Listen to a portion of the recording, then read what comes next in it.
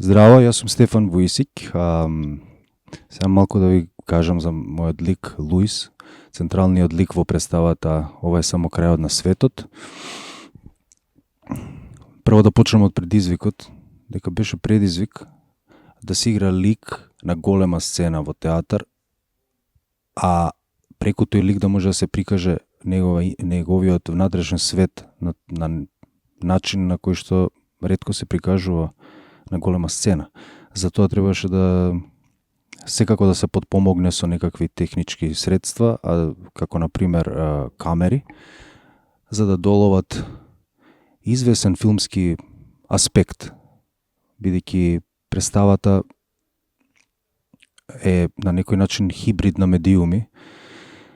Иницијалната идеја за тие камери беше потикната баш поради тоа, овој лик да може да биде во целост доловен и представен од надвор и од натре. Мене ми се допаѓа сам по себе каков е, ми се допаѓа што нема многу текст. Театарот, за разлика од филмот, изобилува со многу текст, многу вербализирање.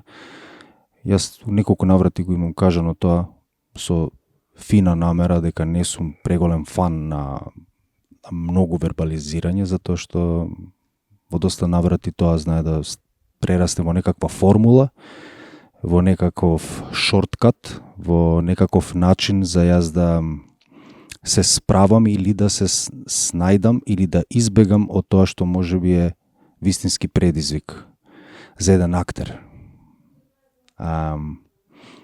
Значи, на страна од некаков памфлет, на страна од некаков широка